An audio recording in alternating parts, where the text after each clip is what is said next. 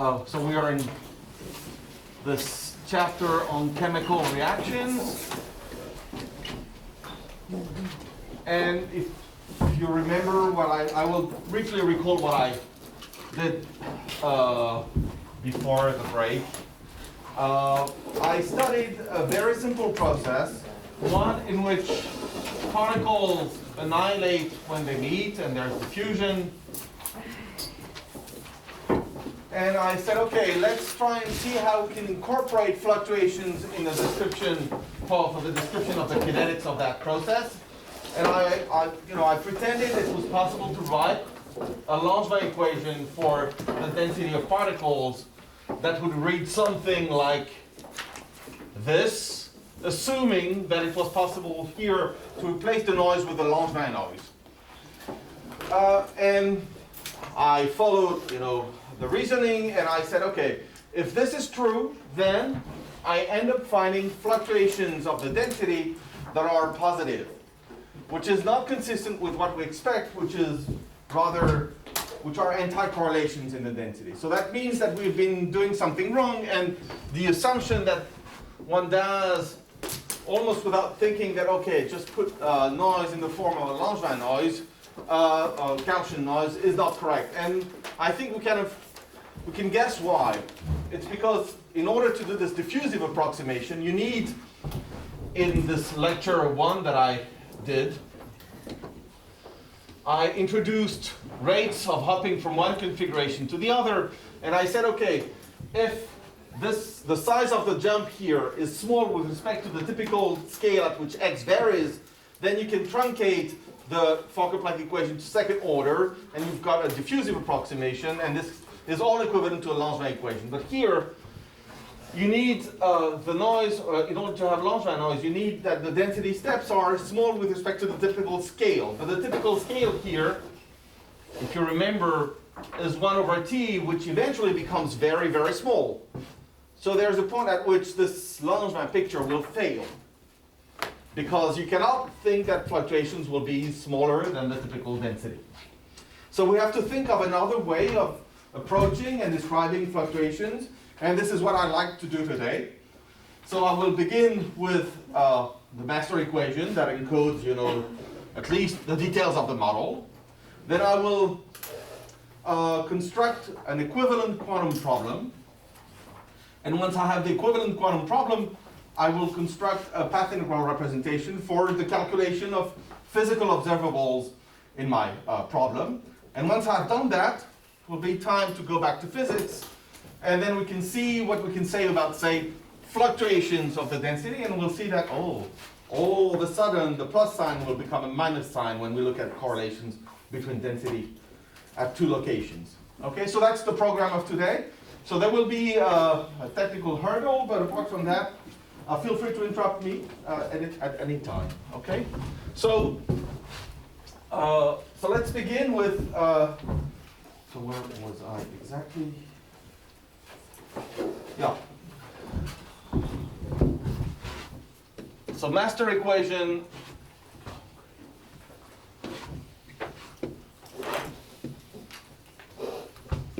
And quantum formulation.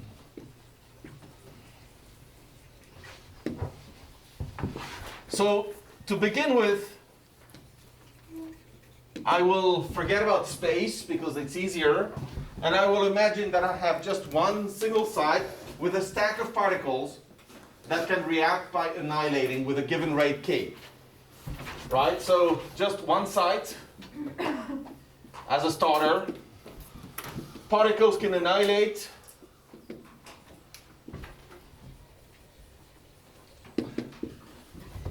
with rate k. And I'm interested in describing the dynamics of this process occurring on a single site, and I will use the master equation for the probability that I have n particles on this site. And of course, in order to have n particles, what can happen is that you have n plus 2, and that a given pair of particles react and disappear, which will happen with a rate proportional to the number of pairs that you have in your problem, n plus 2 over 2 Or you can already have n particles, and then what will happen is that a given pair will disappear, and that's the last term in the master equation. So once I have this, this one can be solved, but I'm not going to do that. I want to construct an equivalent quantum formulation. So that what I will do is that I will introduce states that label how many particles I have on my site. I will multiply by this, and I will arrive at an equation for a linear combination of the states weighted by the probability of its occurrence. So if I do that, if I multiply this equation with n, sum over all possible n's, then I end up in the left-hand side with a derivative of this vector, psi. And in the right-hand side, it's not so immediate what comes out. So this is n plus 1, n plus 2, p, n plus 2, n plus 2. And this is not very nice. I cannot recognize psi just yet. And the last term is almost the same. N minus 1, p of n t, n. So I want to express everything in the right-hand side in terms of psi. So what I will do now is I will introduce operators that act in this space generated by the vectors n. And it's likely that you have seen such operators before.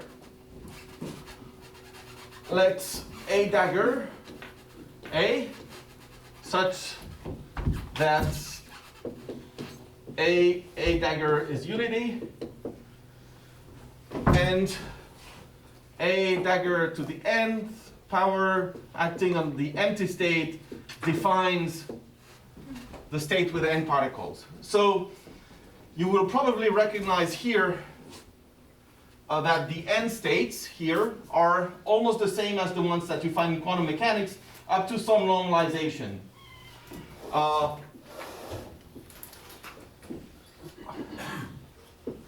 Normalization is slightly different, so, and maybe I should tell you how this goes. Yes, normalization is slightly different.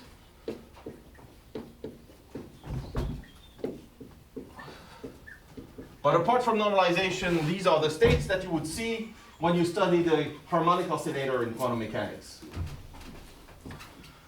Okay, so I'm happy. I have defined a set of operators acting in this states, in the space of states that my system can be found in. And with this, I will introduce the counting operator, A dagger A, such that it tells me how many particles I have in state n. And with this, you can see readily that this n minus 1 here acting on n is just the number operator acting on state n. So here, it's just as good if I put a little hat on the n, because the eigenvalue of n hat on state n is just n. Yes? In the first sum, it's not, the vector is not n, instead of n plus 2. It's n. Let's see. I will run into trouble if I don't do that. Yes, thanks. I multiply by n, and I sum over n. Thanks. Good. So, on the right-hand side, it's easy, because then I see that deep psi over dt is given by, well, that's minus k over 2, n hat minus 1, acting on psi. So that term is the last term, and I already expressed it in terms of psi. However, here, it's not quite nice, because I have p of n plus 2, so what I will do is I will shift all the n's by 2 units, so that I end up having here n minus 1, n and p of n, and here I have n minus 2. So I shift the summation here by 2 units. This is a dummy index, so I can do that. All right. So let's do that. P of n, t, then I have n minus 1 acting on n minus 2. And now it's a matter of noting that this is actually a squared acting on n.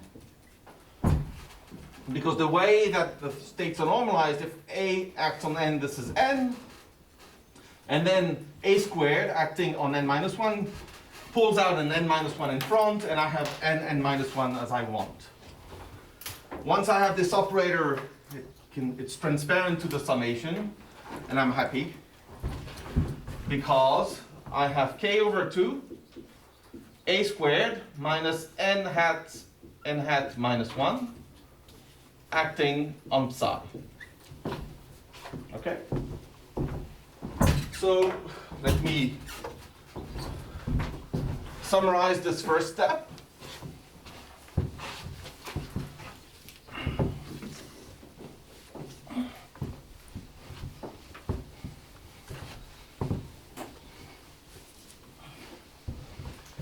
The first step tells me that d psi over dt can be written as minus some, and this is just to make it feel or taste like quantum mechanics, but this is of course not quantum mechanics, and we'll comment very quickly on that.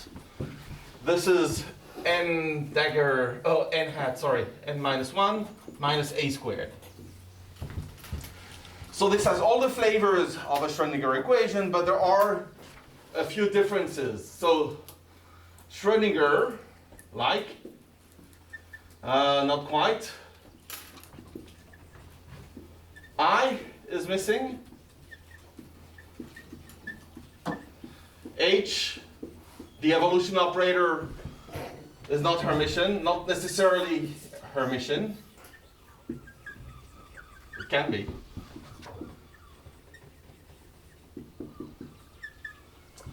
And there is something else, it's that psi is proportional to the probability. In quantum mechanics, it's psi squared that tells us about the probability.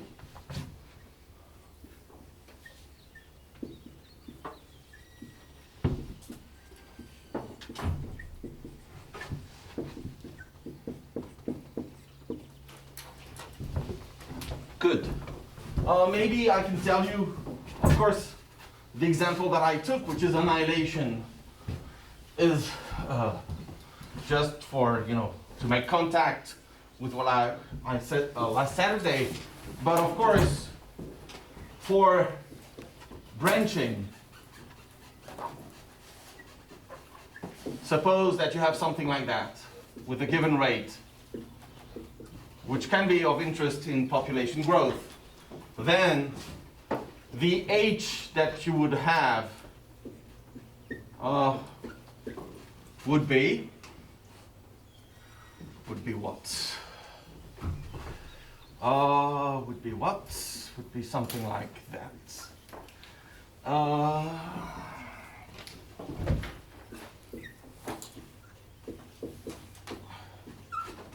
For instance, for single particle decay, a disappearing into a removed individual or an immune individual, whatever, then the corresponding H would read something like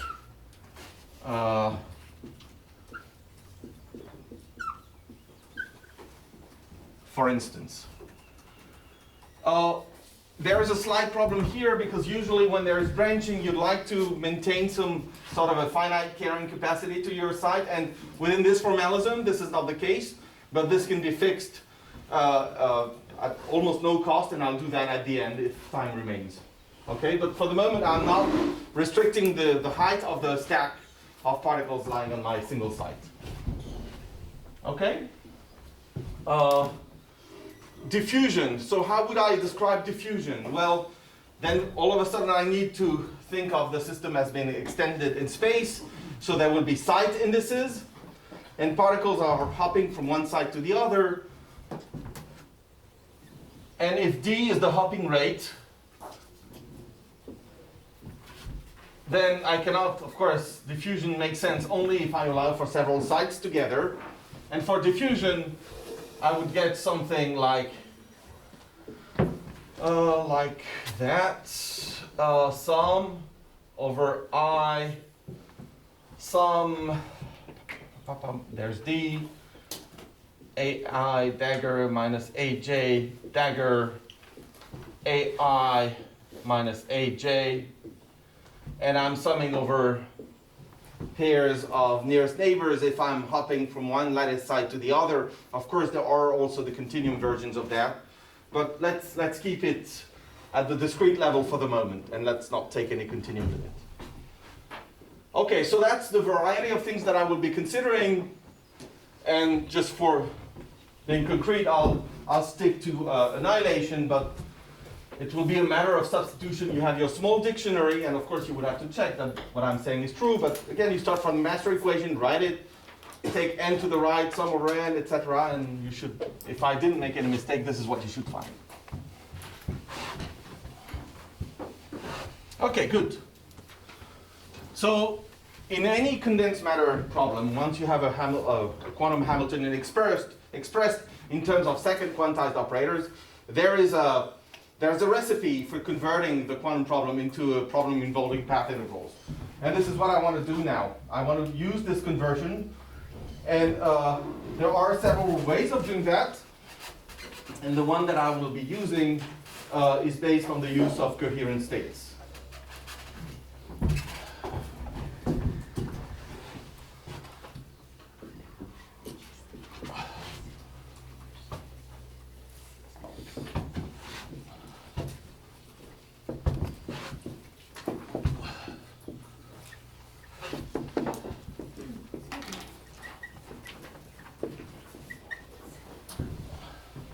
Yes? Concerning the rates, there is some sort of local invariance underlying the picture of the There is a what, sorry? local invariance. No, No, it's not at all. You know, required. at least for annihilation, it's strongly reversible. So Okay. the reverse move does not exist. So two particles meet, they disappear. I could have said, okay, I could have looked at this process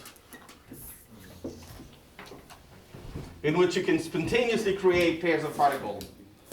And if you think in one dimension, for instance, this process, think of spins on the line, an Ising model, and I will call a particle a domain wall. Then, of course, due to thermal fluctuations, maybe the spin will flip, and you see the domain walls will disappear.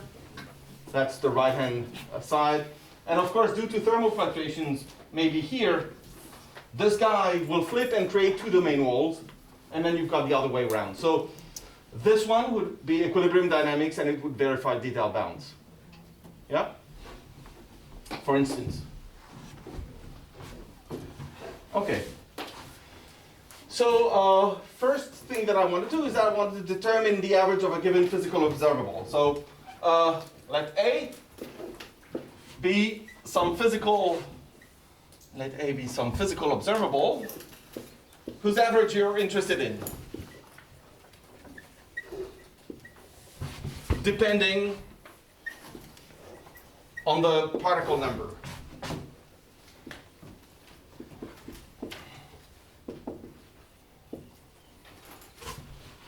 Okay? So you're interested in determining the average of this thing here at some given time, t.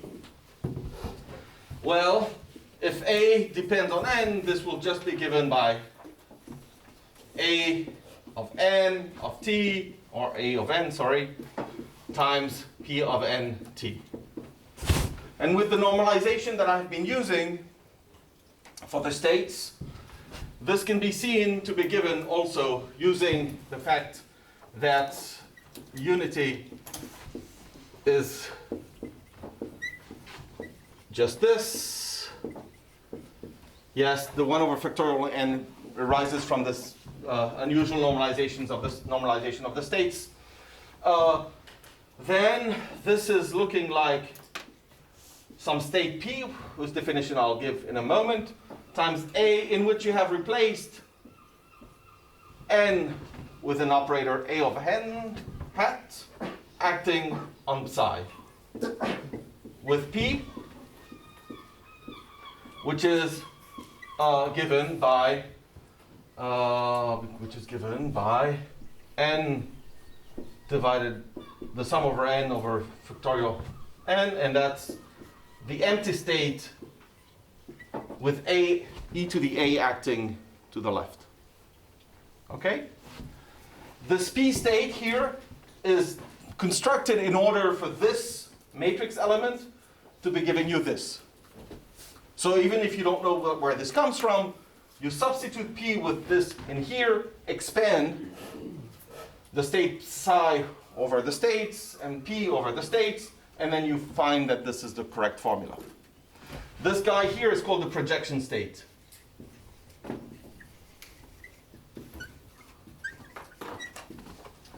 An interesting property of the projection state is that it is an eigenstate of A dagger with eigenvalue 1.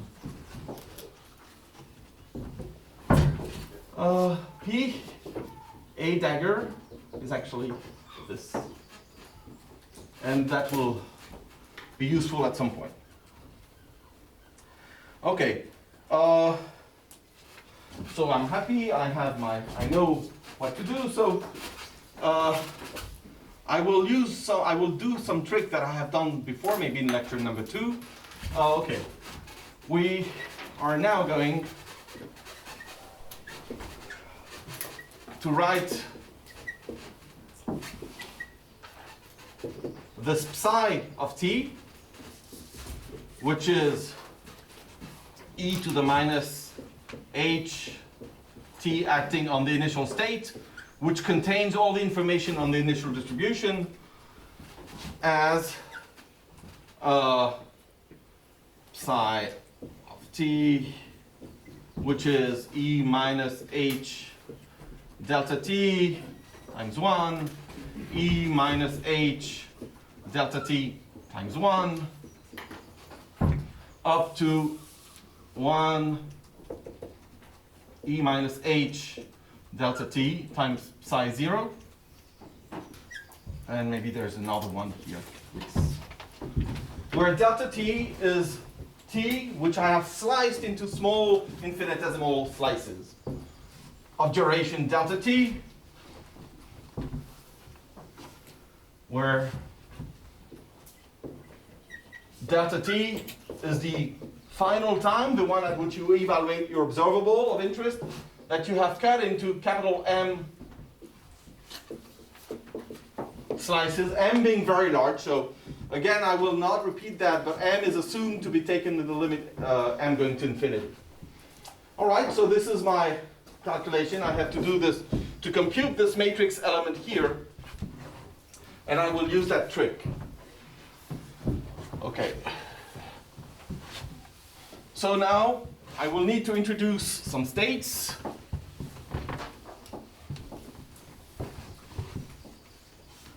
Which are called coherent states, but they are just eigenstates of A and A dagger.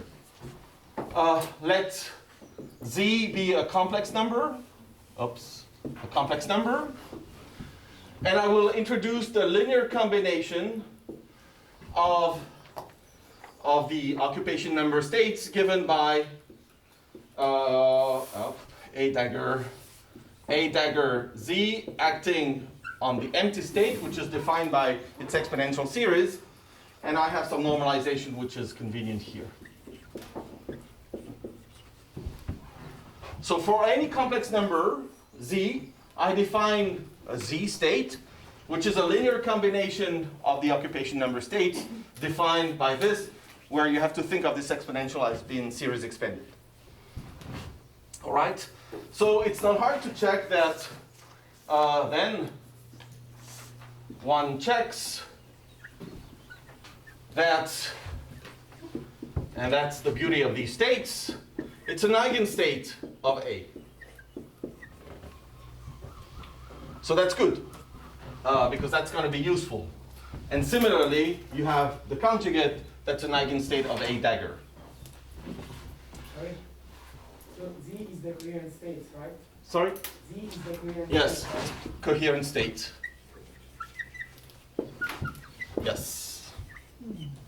It's called a coherent states, but the only thing that will be needed for us is that it's an eigenstate of A. Similarly,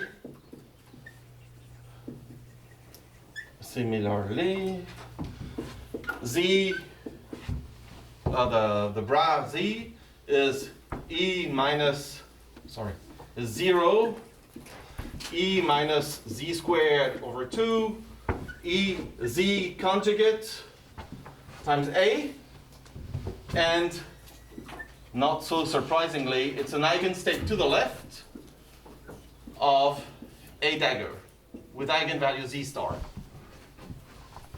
Okay?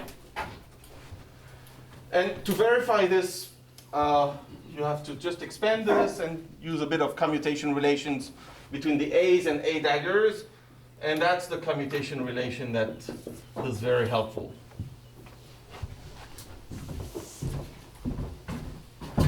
Okay.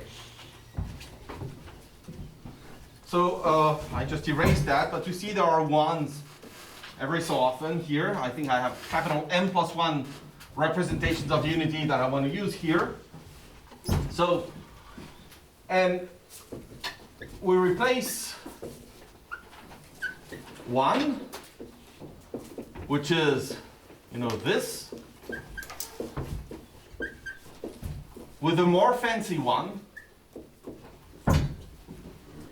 And again, you can check that this is true. The more fancy one is the following. Times Z, where do I have it? Yes. And this notation, this is just a notation that tells me that you have to integrate over the real part and the imaginary part of Z. So at each time slice where I put a 1, the one that I will just slide in is the one that is written in those terms. Another useful property, maybe I don't need it yet. Well, maybe since we're here with coherent states, a final useful property of these Z states is that their overlap can be computed, and if you have two states with Z and Z prime, Z prime, of course this will be related to the overlap between n and n prime, which is just factorial n delta n n prime, and this is given by exponential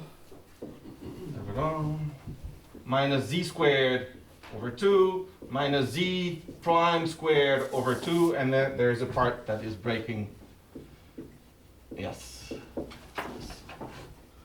So I think here we have our set of formulas. None of them is visually immediate, so I'm writing them, but each of them takes like 2 minutes to derive all these properties here, and if you're interested, then you have to do that yourself. But once you have done it, I mean, even this dipolity thing, once you have done it once in your lifetime, then it's enough. Then you use that as a tool, right? Okay, so the stage is set. I can go back to my physical observable. I'm interested then in the average of A. That's the projection state times A times psi of t, and that splits everything here. So what I will be doing now is I will say, oops, it's P, then I will introduce a set of coherent states Zm, which is 1. Then I will have the, I will have what? I will have A of n. Then I have one more 1, which is going to be Zm minus 1, Zm minus 1. Then I have E minus delta T H, Zm minus 2. And I continue this until I reach the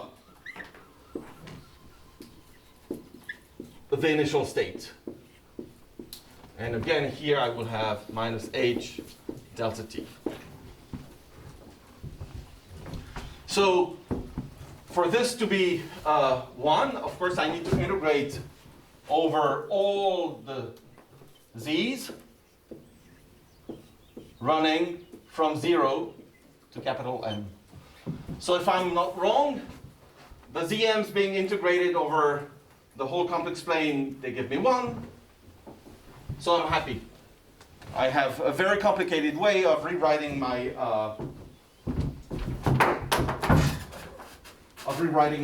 expectation value. So now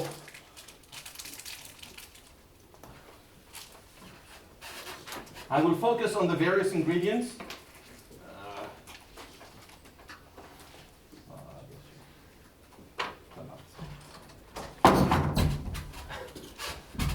I will focus on the very, sorry for the change of color. It's not that it was bad and it's becoming good, it's just that, you know. I will focus on the various ingredients entering this formula. And in particular, I see that we have to determine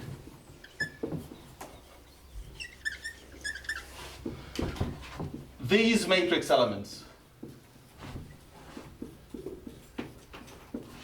Delta T times Zj minus 1. So let me take the example of the annihilation reaction, because that's easier. So let's see how this goes. Zj, well, first of all, delta T is so small that I can expand to first order in delta T here. So here I will have 1 minus k over 2 what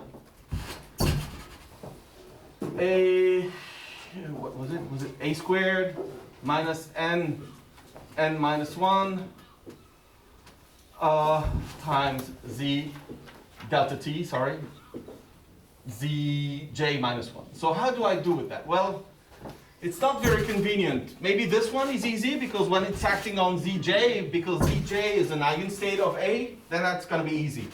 But this guy is not so easy. This is a dagger a minus 1. But if you play a little bit with the commutation relation, you will see that this is a squared dagger a squared. So actually it's easy. It's easy on condition that you have moved all the a's to the right of the a daggers. Right? So if you do that, then it's almost immediate, because this matrix element is going to be given by Zj1 minus k over 2. I have Zj minus 1 squared minus Z star j squared, because a dagger acting to the left of Zj is Z star times Zj minus 1 squared, and that's this. Of course, now this is a number, and I could have pulled it out of the matrix element. And what I end up having to compute is the overlap between Zj and Zj minus 1, which is done using this formula here. So if and of course I forgot the delta t here. So this is 1 minus delta t, k over 2, 1 minus z star j squared, zj minus 1 squared, times the matrix element, and this matrix element is exponential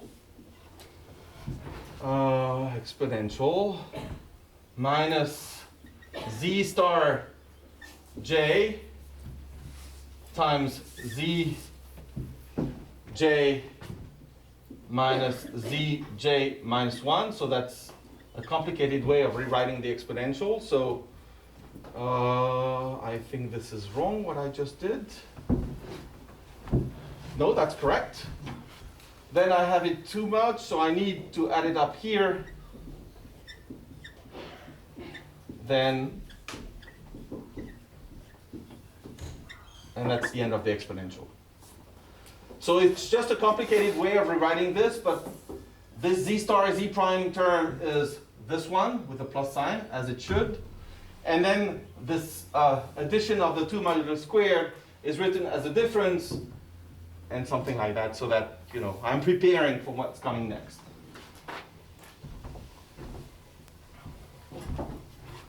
Good, because we're almost there.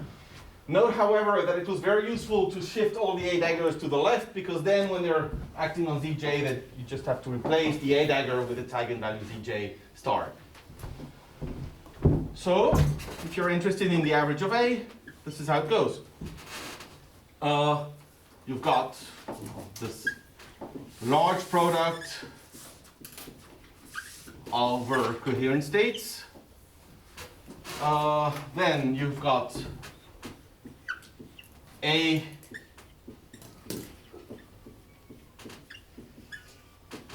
okay, and then there is this collection of factors that, of course, since delta t is small, I can re-exponentiate that. And I will factor delta t. And what do I have? First of all, I have this part here. Z star j, zj minus zj minus 1 divided by delta t. Multiply and divide by delta t so that it looks nice. I have this part here, plus k over 2, 1 minus zj squared zj minus 1 squared. So that's all the delta t part that I'm interested in. I am closing the exponential. I'm not done yet. I have these pieces here. But of course, since you're doing the product over all j's of these guys, you see that they kind of telescope each other, and what remains is just the final minus the initial one. Minus z0 squared over 2. So that's just giving us boundary terms, which I will, at least one of them I will get rid of. Okay, I'm hoping this is fine. Yes? Maybe summing over j, the first exponential? Summing over? J. Yes, that's good. Yes, I will not pretend that there was Einstein's summation convention, because that would really not be honest. Thanks. Thanks a lot. And that's running from 1 to m. Thanks. Can I have a cookie? Of course. You will have your evening beer, don't worry.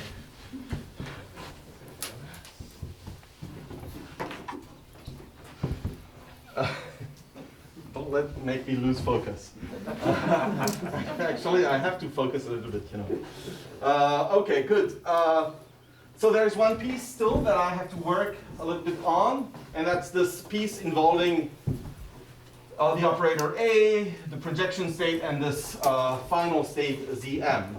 Well, first of all, note that the projection state, which is defined as e to the a acting to the left on the vacuum, is proportional to a coherent state which would have z equals 1. So that's fun. Second, as we have seen, it's not easy to compute the matrix element of an operator involving particle numbers unless you have moved all the daggers to the left of the non-dagger operators. And rewrite A of n, putting all A daggers to the left of the A's. So what does it mean? It means that if your observable of interest is just this, then you have nothing to do. Right? But if your observable of interest is, because you're interested, say, in computing density fluctuations or the second moment of the particle, the local particle number, imagine this is it. Then your observable is this. This is exactly the same, of course, but I rewrote it in a way that I have pushed all the A daggers to the left. Because if I do that, when I compute the action of A squeezed in between P and Zm, I just have to replace the A daggers with 1. And that's because P is a coherent state with Z equals 1. And I just have to replace the A's with Zm. So that gives me a function which I will loosely call A of Zm, but we know how to construct that function. And it's not completely straightforward. Hence, the matrix element of A, of n, is something like up to maybe some prefactor, which is just a constant. It's going to be giving me a function of Zm, and maybe I should put a tilde just to stress that this function, A tilde, is not the same function as A. It is built from this procedure in which you have moved all the daggers to the left and then replaced the daggers with 1. Times the overlap between P and Zm, that's a coherent state overlap, 1 and Zm.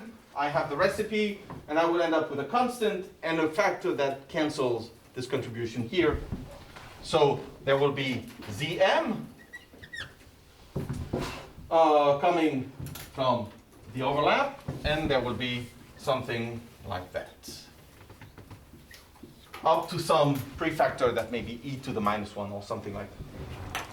Okay, that's actually quite nice because now I'm done.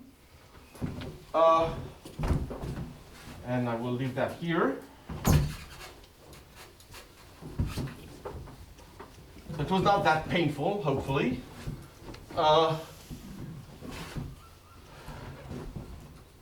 If you're interested in the average of A, then let me write it one more time in discrete, with discrete variables, and then I will move on to continuous writing. I have this A of Zm, I have E of Zm, I have some weight here, which I will give in a moment. And I have E minus, well, I have contributions coming from the initial state. Where is it? Z0 times this. And of course, I will have to specify the initial state in order to make sense out of this contribution. And in many of the problems that I'll be considering, the initial state doesn't really matter. But of course, if for some reason there is a conservation law, then you have to pay very great care to this contribution, because if there is a conservation law, it has to be present in the initial state and just stay throughout the dynamics. And this S here is delta T. I just have to copy. And that's 1 times, okay, Z star, J, Zj minus Zj minus 1 divided by delta T. And you can recognize that I built up a time derivative, a discrete time derivative.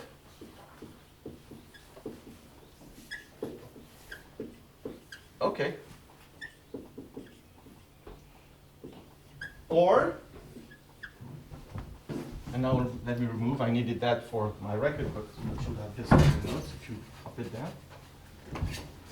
And this is the true expression. And as often we do with path integrals, as physicists do with Langevin equations, they don't really care. They write it in a way that pretends that all these are differentiable fields and all that, so we don't really worry about that. Plus k over 2, 1 minus z star squared, z squared, and I'm done. So that's the Doi-Pelletier action. It's not quite fair to call that the Doi-Pelletier action because really it was already there in Doi's paper. And then in 1986, Pelletier used that for this annihilation problem, and then it, fell asleep for another 10 years, more or less, until Cardy and his student Ben Lee in Santa Barbara, they used that again to describe, to address a problem that had been of some difficulty to mathematicians related to pair annihilations with two different species. Okay, so let me tell you how this works now. Of course, there is no way, once you know the recipe, that you're going to do this derivation at each time. So now, if you have branching, then you should add lambda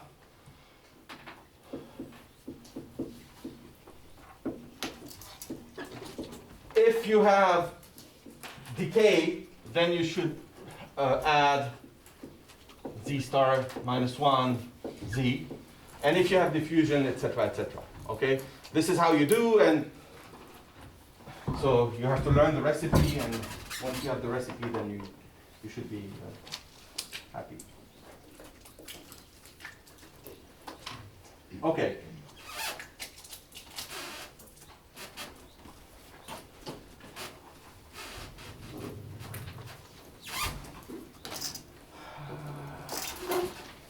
So before I move on to something else, and before I move on to extracting more physics, I want to say a few words about how to modify this procedure when there is a finite carrying capacity. But what if the allowed states are not n equals 0, 1, 2, up to infinity, but n equals 0 or 1. For instance, of course you can do 0 to 5 if you wanted to, but I just tell you how to generalize this. Well then, of course, your n's will be slightly different because you will have two states only, okay? For instance, consider branching with a rate lambda. And suppose that at each location you can have at most one particle. Then of course immediately you see that I cannot just stay at a level of a description of things occurring on one side, because if you create a particle you have to create it on the neighboring site. Then one way to do that is to proceed exactly as we've done before. You write your master equation, take into account the fact that you have several sites. So now you have to sum over all the configurations of the particle numbers, and each ni will be 0 or 1. Then you have the probability of observing a given configuration of the particle numbers times this, and if I want to use, maybe I don't want to use the quantum mechanical notation, just this. And of course the appropriate operators acting in a two-state space are spin operators, Pauli matrices. That's, if you have a system with two states and each of the sides here can be in either of two states, 0 or 1, occupied or empty or occupied, then the operators that we will be using are not these A's and A daggers, but they will be spin operators.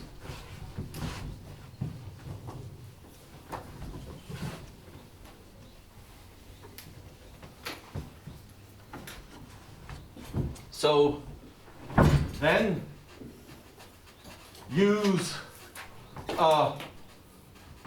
sigma I plus, which is turning a state with 0 particle into a state with 1 particle, or sigma I minus, which is turning a state with 1 particle into a state with 0 particles,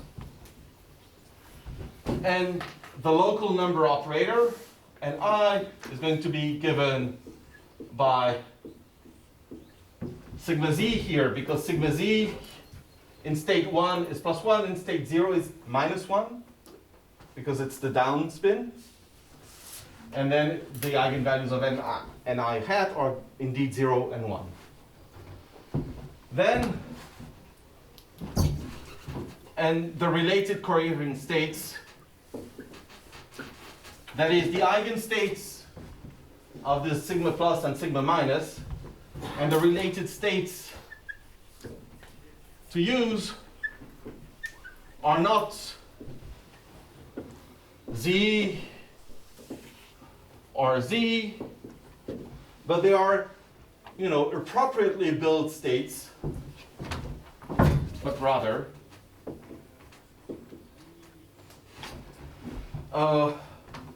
so there will be states involving a complex variable.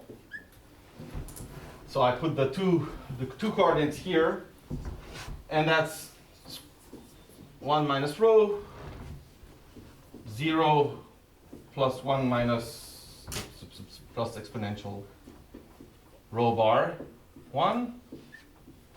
And the other one, again, there's normalization is not completely innocent here.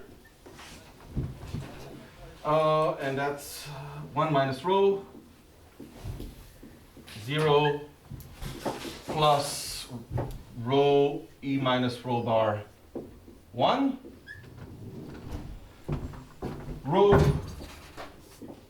is a number between 0, a real number between 0 and 1, and rho bar is written as -1/2 log of rho over 1 minus rho plus I theta, and this theta is between 0 and 2 pi.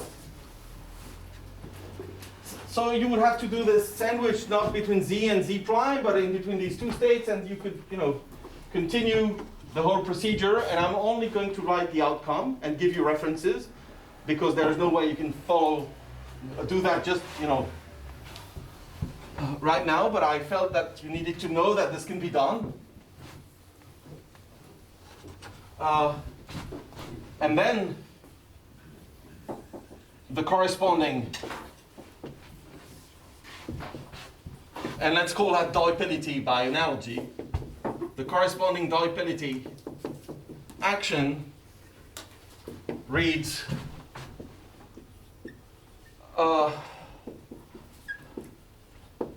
and of course now I have to put some lattice sites, because I am producing offsprings to the right or to the left, say, with this branching mechanism, plus lambda, sum over I, maybe plus minus, and I don't want to make any mistakes in the signs, E minus rho bar, plus or minus, -1 times rho I, and you need the target site to be empty. So I give you references for this. There are 2 references that you can go to, or 3, I should say, sorry. There is one by Debouler and Monasson, 2004. And I think that's the first ones that actually used this procedure to describe branching processes using spin coherent states. Then there is, where are they? Oh, of course, and that's bad.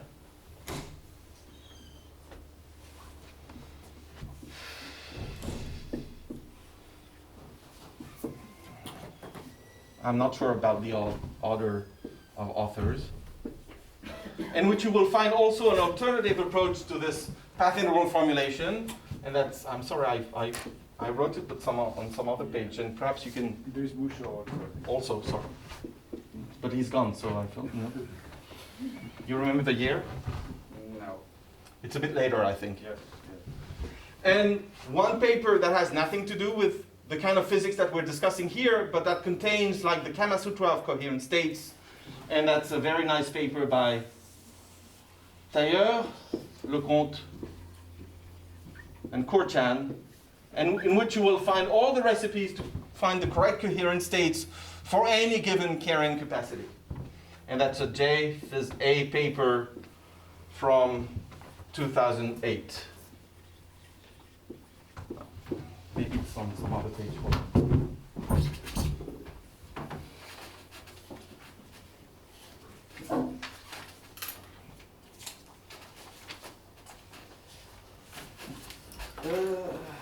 Okay, never mind. At some point, references will be updated. Okay, so now we've got the technical bit, and it's completely useless if we don't do some interesting physics with that. So what I'll do now, I will use this formalism to, well, go back to my first question, which is, okay, what can I say about, say, density fluctuations in this A plus A goes to 0 reaction? And then we'll see that things are miraculously pure.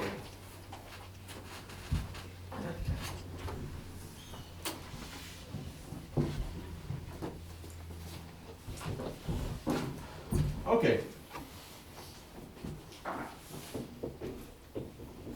So let's go back to the chemical reaction.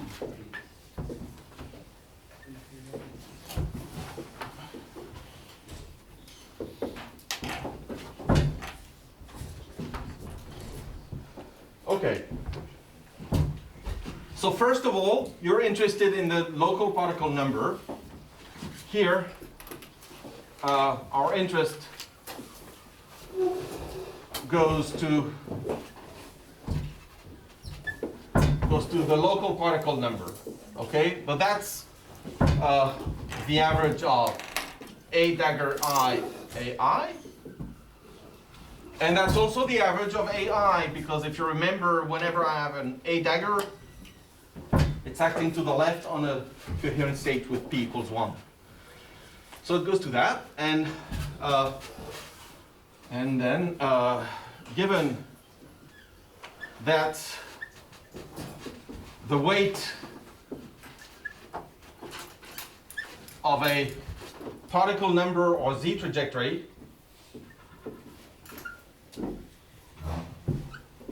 is encoded in an action, and now I will be a little more specific about the types of fields that I'll be using.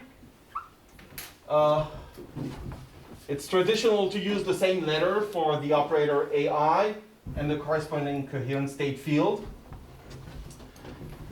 And I will adopt loosely the continuum notation, even though I haven't proved anything regarding the existence of a continuum limit.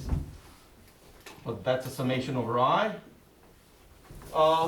Now, if you look at that, there will be time evolution, so that there will be A dagger dTA. Of course, there is diffusion here, so I have to take this into account. And maybe not so surprisingly,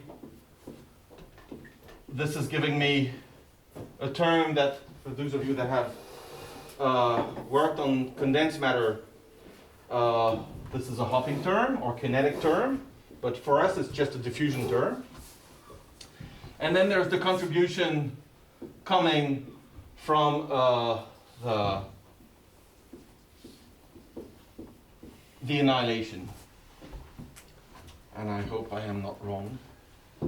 Yes. And there are contributions coming from the initial state. Sorry, I forgot something. No, that's it. One small question. So you are calling A hat and A to the coherent fields corresponding to the operators? Okay. Thanks.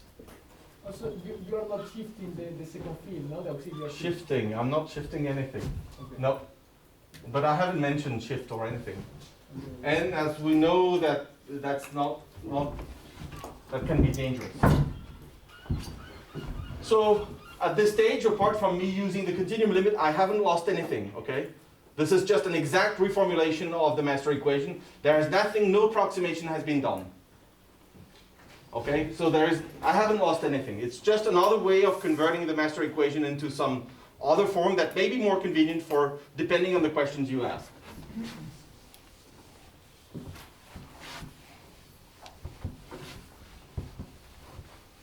So if you are interested in the field configuration that makes this action minimal, then the largest contribution from the path integral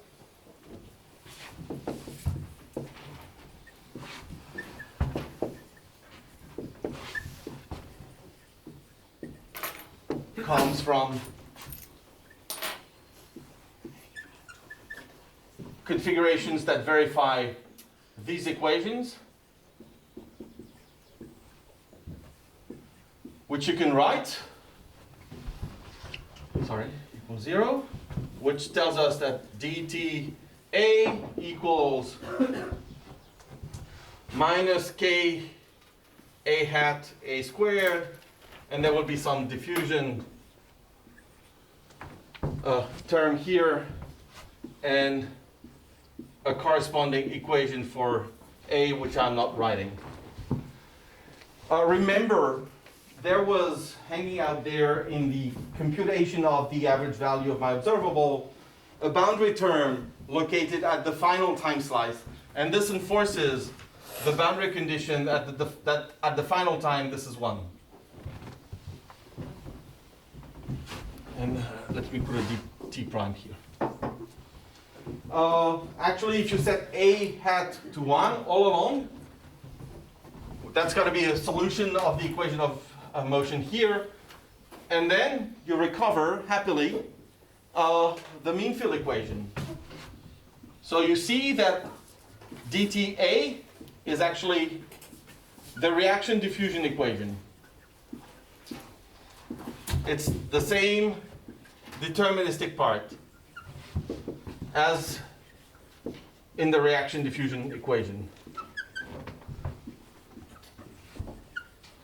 Of course, I know that the higher moments of A are not connected to the higher moments of their local particle number, but at least at the level of average, and forgetting about fluctuations, they have the same average, at least at the mean field level. And the mean field level for me here is given by the trajectories that minimize this S. It's not a real mean field, because if mean field had to be justified, you would need a good reason to search for the saddle here. And I have no big parameter in front here. But in general, you don't have any big parameter. Unless you work for it. Good. So at the level of the deterministic dynamics, I'm happy. So let's have a closer look at what's happening. And this is where I will do this thing that your friend alluded to, which is the shift.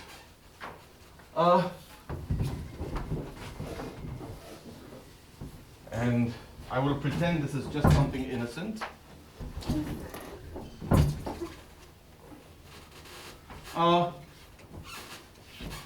Setting a dagger, a bar equals a hat minus 1. This is just a shift. And of course, this is a shift that is very convenient because of the time derivative here. It will compensate for the term that imposes this boundary condition, and it actually constrains a bar to be 0 at the final time. This is what I end up with.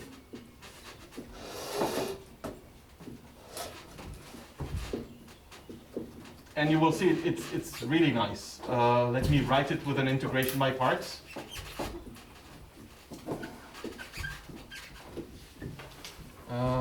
Plus k a bar a squared. That's the whole deterministic, and I should put that in here as well. Plus k a squared. And that's the piece that I'm happy about.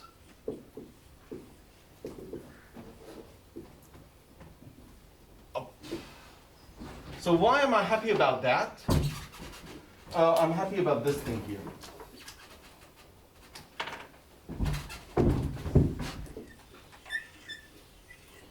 The plus.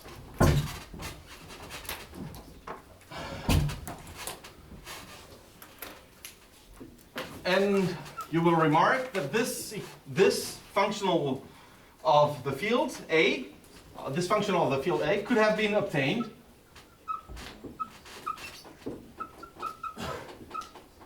by applying the Janssen-Deterministis procedure to the following Langevin equation.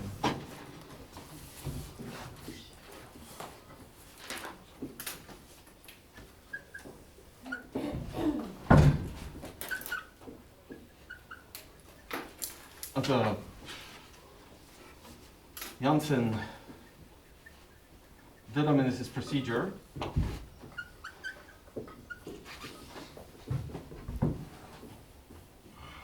on, well, a stochastic PDE that looks like this. The reaction diffusion equation, but I can add some noise here.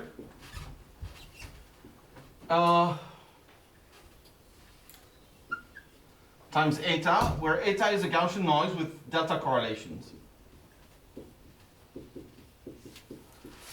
And again, you have to be careful because whenever you're writing a Langevin equation with multiplicative noise, then you have to specify the kind of discretization that you use, but from the construction that I've been using, you see that this is eta. So it doesn't look too nice at first sight. Well, there are pros and cons. The pros is that actually I managed to write a Langevin equation for my field, but it's obviously a very unphysical Langevin equation because there's an I here. But it's not unphysical because A is not a physical field. It's only its average which is a physical field. So if I take the average here, this will go away and my average of A will be coupled to the average of A squared, but it's only the average of A that has some physical meaning. Or maybe the average of A squared plus A, etc., etc. So I'm not too worried. So if I would repeat the procedure that I used the other day, which I will briefly recall, but I will not redo the calculation, then if you're interested in density fluctuations for two sites that are sufficiently far apart, then you can linearize your Langevin equation around this. You will get a linear equation for phi, which is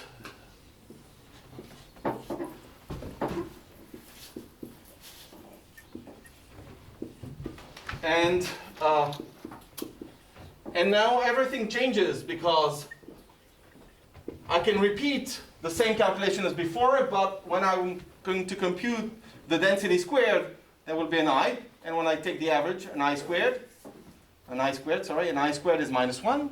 So all of a sudden my fluctuations that were positive will turn negative, and I'm happy with the physics. So this cures the physical problem, and the reason you understood had to be found in the fact that it was not the correct setting. It was not, you couldn't write the Langevin equation directly for the variable which is the density, but maybe there exists some auxiliary. So let's conclude here. Using this, we see that, at least to that order, phi, what is it, q t phi minus q t prime for q not equal to 0, t, t1, t2 I think I had, is going to be negative. So that's good. We now capture anti-correlations.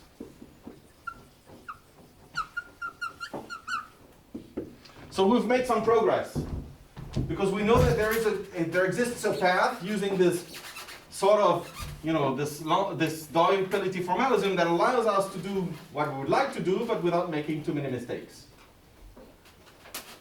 Especially not a physical mistake, at least.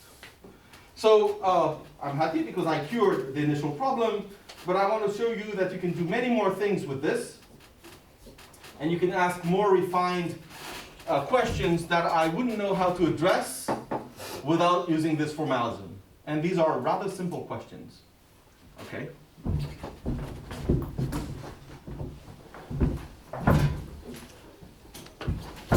Are there questions on the tools here? Good. No questions. So either you're dead already, or which is there's a non-zero probability, I think, that this is the case. But, okay. I have a question. If there is any information on what does this field represent? Like it is not physical, but maybe it conveys some kind of information? Yes. Yes, there is. Okay, and I will tell you what it means. Suppose that you have a particle at some position. Ask about the probability that you find another one at some other position later. Okay, so you ask, given that I have a particle here at time t, what is the probability that I find another one here at some later time?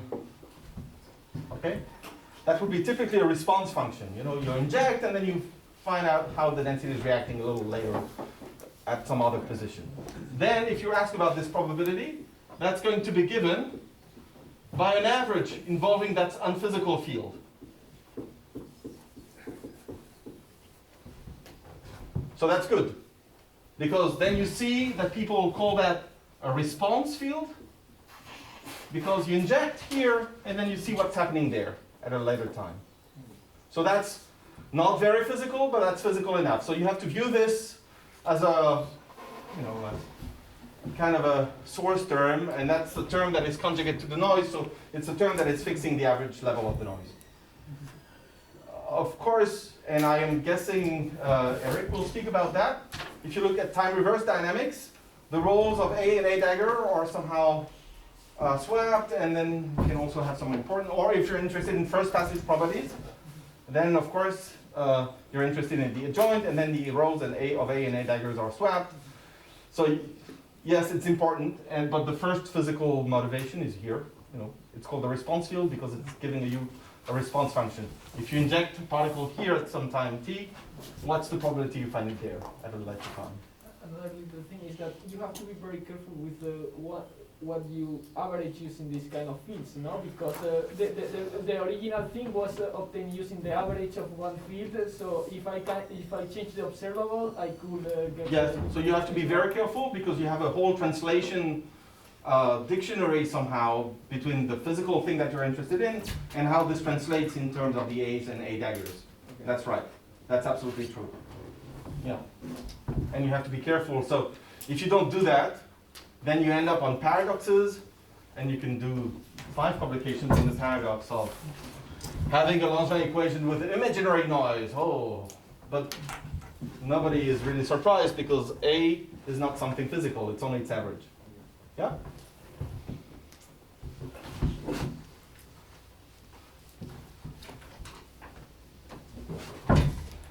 Okay. So why is it interesting to have this formalism? First of all, once you have a field theoretic formulation, then you can do all sorts of things. And using RG analysis, and on this guy here,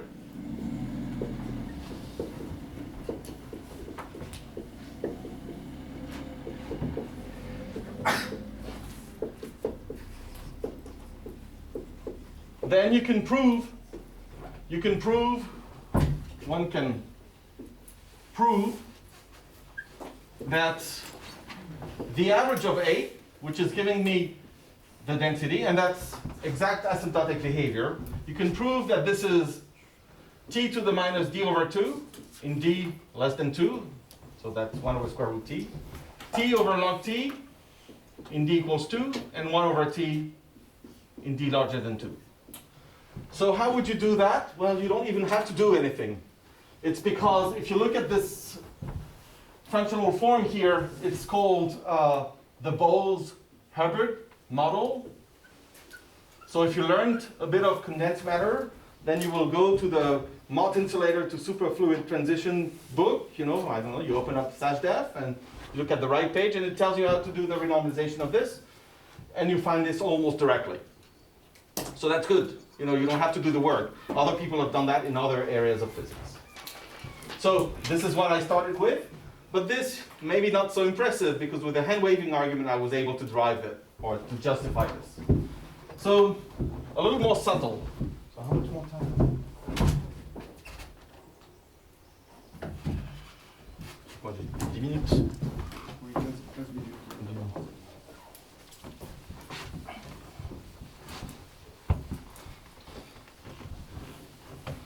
So suppose now we can do also look at more subtle quantities. So let's focus on Q of t. That's going to be the probability that an arbitrary lattice site has never been visited by one of these random walkers, okay?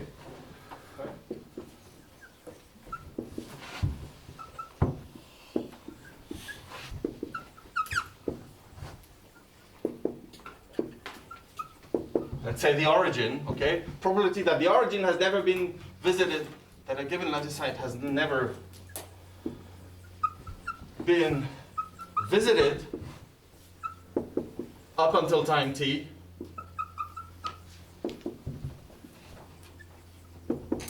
by one of these particles. Yes? How does the density behave in dimension 2? It should decay with time also. Oh, yeah, of course the overall power law is, sorry, thanks, 2 beers. By random walker, thanks. Yeah, these are the usual standard logarithmic corrections that you have at the upper critical dimension. So it's because the effective k, this is 1 over kt in mean field, but k itself goes to 0 because you have asymptotic freedom, and it goes to 0 as 1 over log t, and that's effectively log t over t. Okay, so I'm interested in this, and these are questions that were asked. So I can give you references now, of course. This type of question belongs to a larger family of questions that I think go back to these people in '94. Then there was exact solutions in dimension 1 by Derrida, Hakim, Pasquier. A year later, I think, yes. And I will be basing this kind of analysis on the work of Cardy in '95. And it's just really to illustrate that even this first passage property for non-Markovian, non-Gaussian variables can somehow be addressed using this formalism. And this will not be very technical. This will just do the simplest that one can do, but at least that gives you one way to approach these questions. So, if you do a mean field, some sort of a mean field reasoning to determine this probability, in a mean field approximation, the probability of finding a walker at a given site, given that, okay, let's do something like that, and you'll tell me if you buy that. Mean field, or mean fieldish reasoning.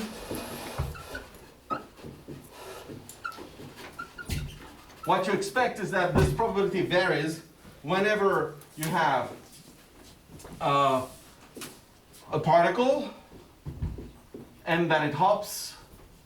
I will say in a moment. And this rho tilde here is the density at a site adjacent to the site that you're considering, okay? Given that the origin was never visited. So that's a bit of a strange quantity, so that's density at a site which is and nearest neighbor of, we're considering the origin, of the origin. Okay, so here, a given lattice site, that's the origin, okay? A nearest neighbor, that's the density at a site which is the nearest neighbor of the origin, given that the origin has not been, so given the origin has not been visited.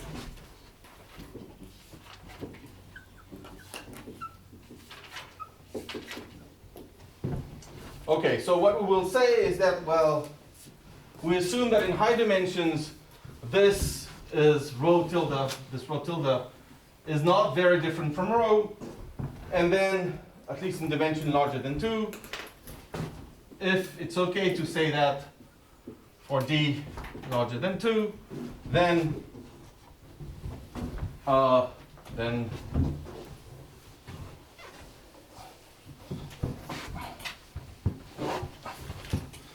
we see that the probability is going to decay as a power law. Then Q of t decays as a non-universal power law.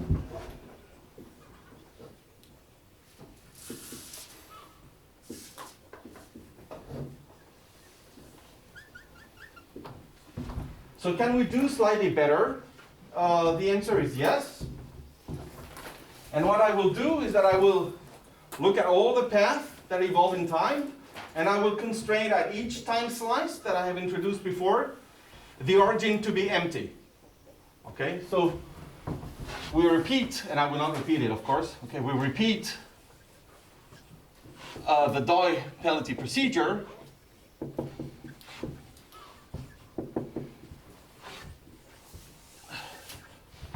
While imposing that at each time slice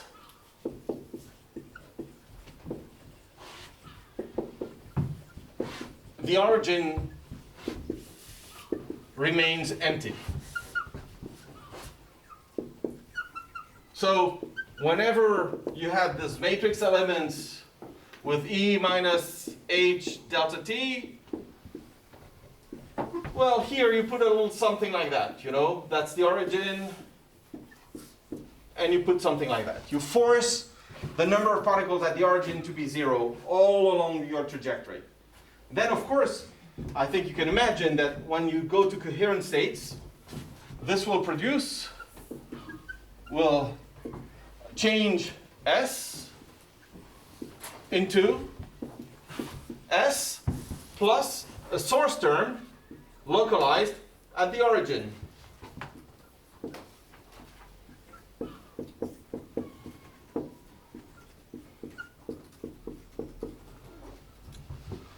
Because it's as if you're, you know, putting a source term at the origin, with H being very large.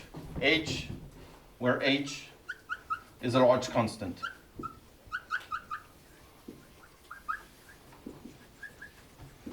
So again, you can do the RG analysis using this source term at the origin, and then you can compute the probability that you're interested in, and I will give you the result.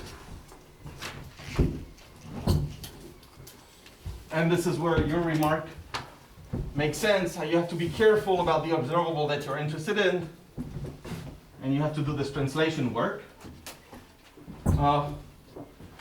And Q of t can be shown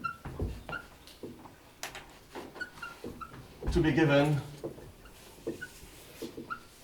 by Q of t is E minus H, the integral over up to time t, with H very large. And if you substitute and you look at the renormalization of this H, and you do the RG analysis, and this is done in Cardi, okay? Then you've got the exact result holding in dimension 2, which is that this is 1 over square root t. So this probability that determines what is the probability that the origin has never been visited up until time t, which is called a persistence probability. Maybe I should have written it if I didn't.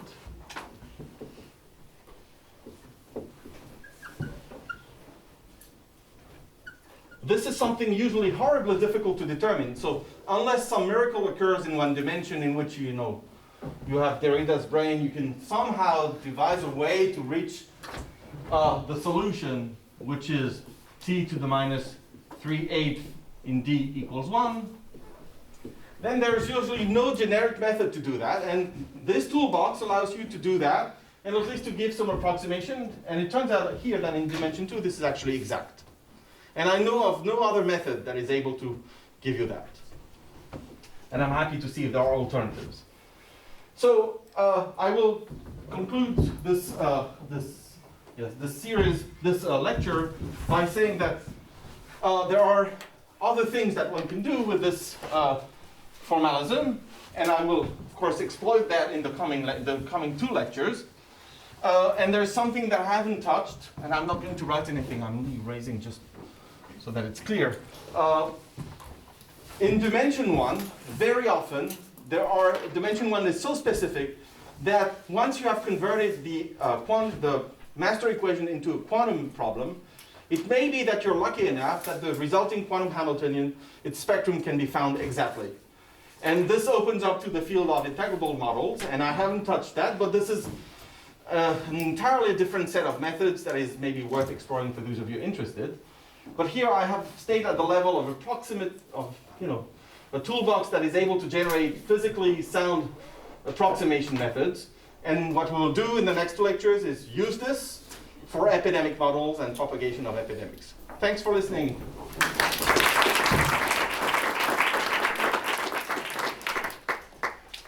Questions? All right. If not, just to information. So the first one about saving. So today is the second week. We start the second week of saving, exactly like the first week. So we meet the instructor at 1:30 in front of the hangar. Then the other thing is